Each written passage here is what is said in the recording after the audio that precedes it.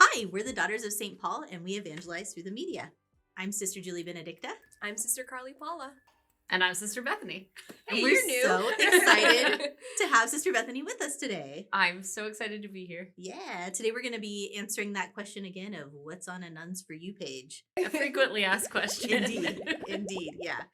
Yeah, and part of the reason we're really excited to have Sister Bethany here is because she's actually quite active on TikTok and like interacts with a lot of people there. So what's that experience like? It's an interesting one for sure, because there are definitely people who are surprised to see a sister on TikTok, or some people even yell at you for being on TikTok because they think you shouldn't be there. Most of the time people are just delighted to have a religious presence there. So that's really cool. Yeah, and you can check out our video on why we're even doing this series. That'll give you a little bit of a better idea of what that's all about. And then also just like our superiors follow you on TikTok, so like they know what you're posting. They're aware of it. They just want to, in case something happens. Yeah. Want to keep tabs on me. Yeah, so it's not like you're like going rogue and nobody knows you're doing this. Just like undercover TikToker. Yeah. So what kinds of questions do you usually get there? A lot of them, I get more than questions. Well, I guess I get a lot of questions about like religious life in general. Like, what's your life like? What do you do all day? How are you even on TikTok? I thought you couldn't have a cell phone. A lot of it is actually like, I don't know how I got here, but I'm glad I'm here. Or a lot of people are like, how did I even get here? I'm a fill in the blank, like pagan, or I'm a whatever, like, so stuff like that. Yeah, that's neat. So you're bringing the gospel to other people's For You pages in ways that you don't even know. It's been neat. Sister Bethany and I have been through formation together, and it's been neat to kind of see you kind of claim TikTok as your mission territory. Yeah. Like as a media nun, and you're like, I need to be there. And we had a lot of discussions about it, like what does it mean as a daughter of St. Paul to be on social media, and just to see the Holy Spirit active in you, and to say, you know what, people are there, and I feel called particularly just to be present there as a daughter of St. Paul. So it's been really beautiful to kind of see that grow and develop. Yeah, it's very cool. It's fun. Yeah. All right. So shall we head to the For You page? Yeah. Let's go to your For You page. Okay. Oh dear. Oh no. What? This is what?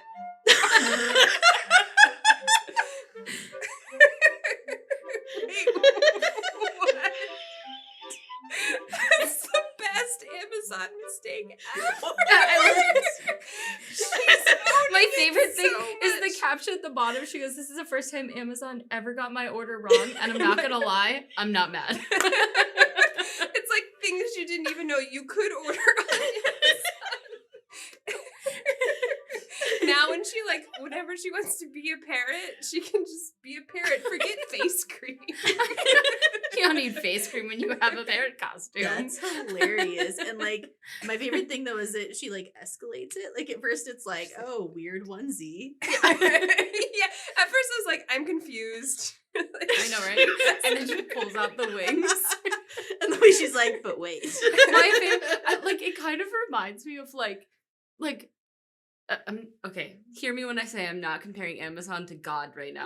However, it is kind of like you're praying for something and you're asking God for something. Like you're like ordering face cream. You're like, dude, I need ice cream. I need ice cream.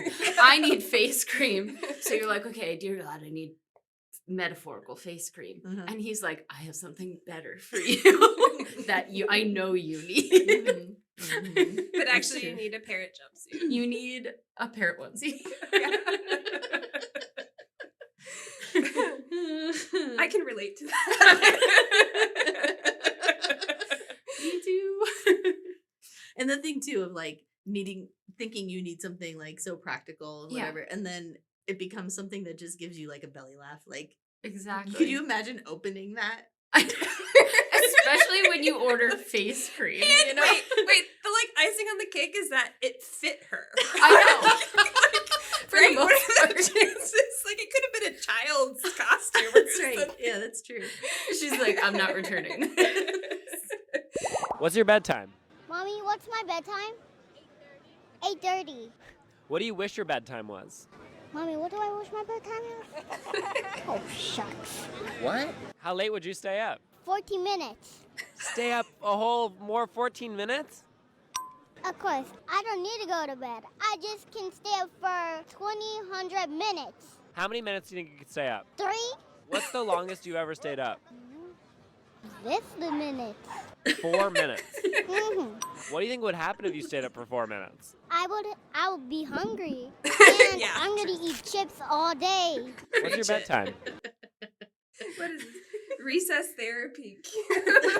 That's adorable. I just think it's so cute. I just love that like she like asks her mom for everything. I just love Yeah. the childlike dependence Yeah. on her part to be like, Mom, what is my bedtime? 8:30. What do I wish my bedtime?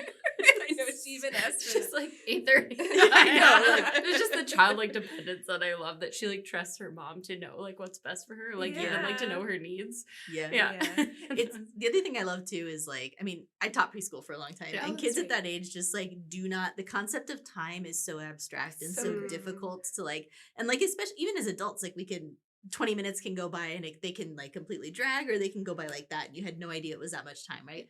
Even just kind of like in our relationship with God, like sometimes prayers like that, you know, like Yeah, that's true. I sit down to make my hour of adoration and I think I've got to be close to done by now, and it's been like 12 minutes.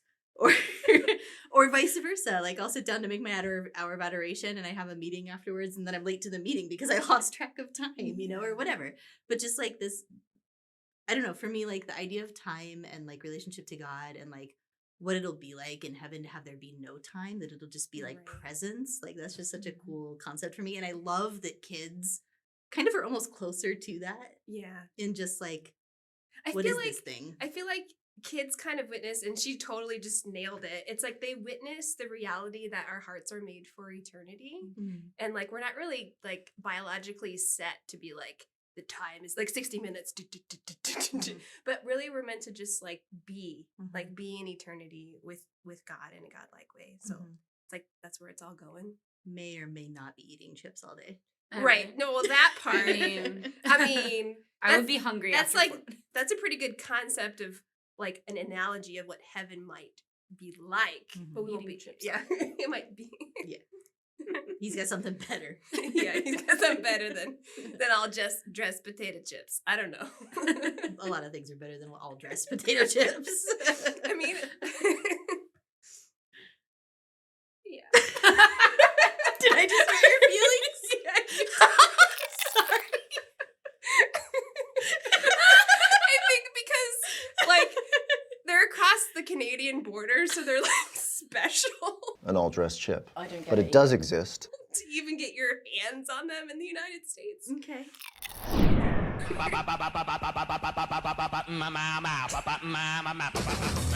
Of course, this is on your For You page.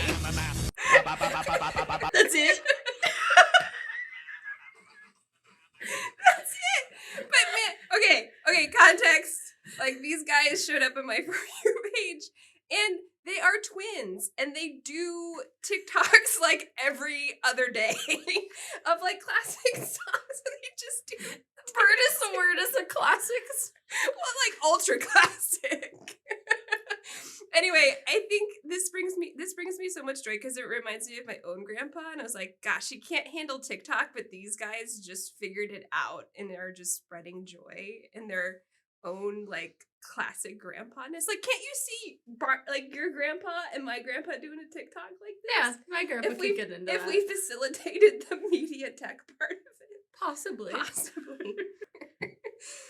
They cut it off. I was just like a little bit unsatisfied because I wanted to see more. Because they want you to sing the next part, maybe. Here we go.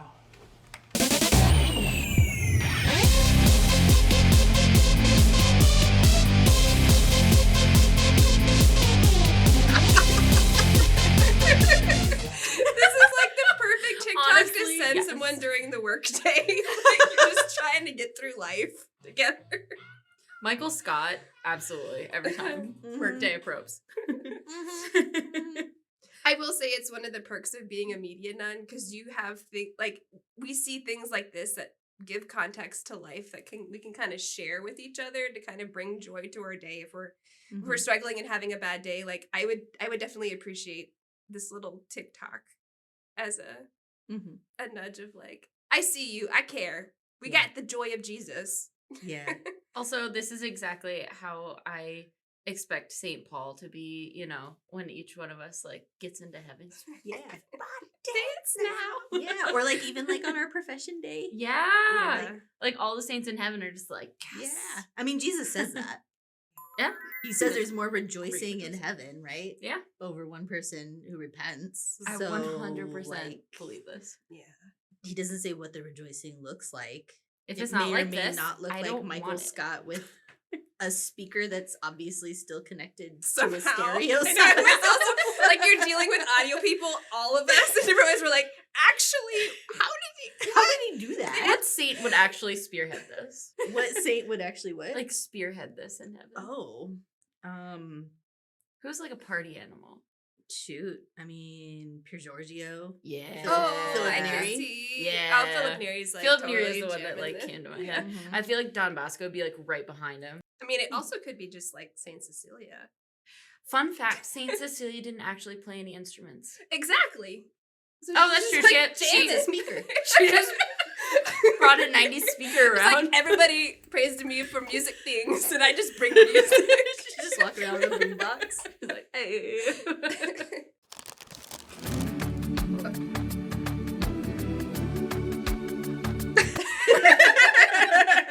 Honestly, This is so much truth. Also, the music is like vibing, like it's so nostalgic. also, I do also remember, I am this old, that I would wait for it to come on the radio and I would record it and then I'd hold my phone up to record a part of the song because they to make couldn't- your own. So you Yeah. wouldn't have to pay for it. Yeah. Yeah. And it was Yeah. awful quality. Of course. Yeah, it was terrible.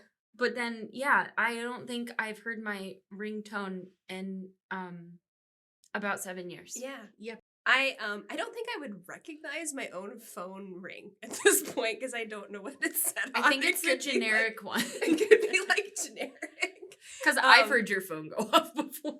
Really? I don't remember it Exactly. going off. Yeah. Probably about 7 years ago, I turned it on vibrate, and it Has has been on ever since. been on Yeah. vibrate ever since then. And I think especially as religious too, I think it happened naturally culturally. There's probably other people that obviously that 7 years ago they also turned off their ringtones. Clearly, this guy. But I did. think also as religious too, like it's important to be sensitive to how we're using media. And Yeah.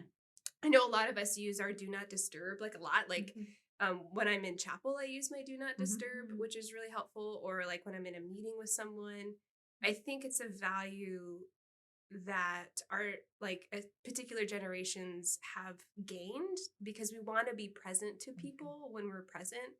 And when we're on social media, we're on social media. But I have mentioned before to people of an older generation, my phone's just always on silent, so I'll see it when I see it. And they'll say, well, how do you ever take a phone call? And I'm like, well, if I'm available, then I see it. And if I'm not, then I Then I'm don't. And I not. will call them back. Yeah. Like, yeah. it's only in the past couple of decades that we're always available to people. Like, if I Mhm. wasn't home before, you had to leave a message on my answering Mhm. machine at home and I had to go get it. Just And that like constant availability is not necessarily a healthy Mhm. thing. And I Right. think it's totally fine to keep up those boundaries and to let that just be part of the reality. yeah, Mhm. And it's to like, set those expectations. yeah, just because we carry a device with us doesn't make us available at all times. No Yeah. one can be available at all No. times. And I think like as a culture, we've gotten a lot better at that of like I think it's part of setting boundaries, but it's also like just part of being human and understanding what our human abilities are for Yeah. availability.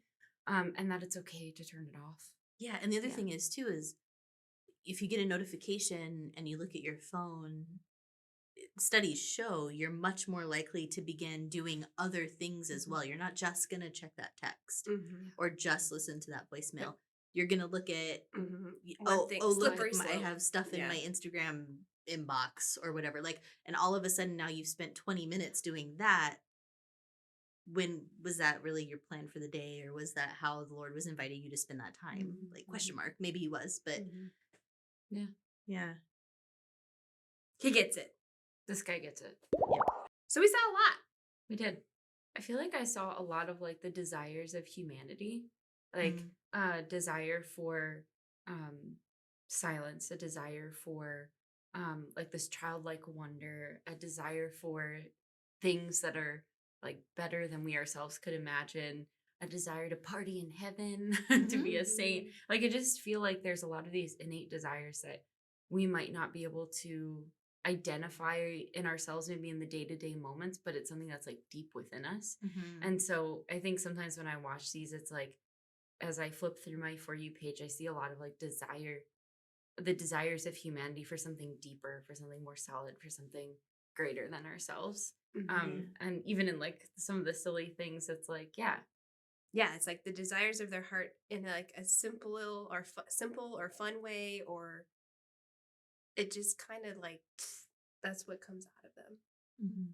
Yeah, and like the playfulness for me kind of speaks to a desire for connection and community, and like when you can really share a laugh with somebody, like how that affects your relationship. It affects like a lot of things about like even your body chemistry, you know, like to laugh like that or to have a good time like that. So that was fun. Good times. Good I had times. lots of fun. Thanks for scrolling our For You page with us. Yeah. Yep. Thanks for joining us. Of course, it was so It's fun. been a blast. Awesome to have you here. Excited to be here. Maybe Cool. I'll be back one day. I imagine you may. Take a look at your For You page. Check it out. Pray with it. Pray with it. Reflect on it. Why Yeah. is that on my page? Yeah. Should it be? Should I block them? Yeah. Should I pray for them? Did you know that you can dislike things? Dislike things. That helps teach the algorithm.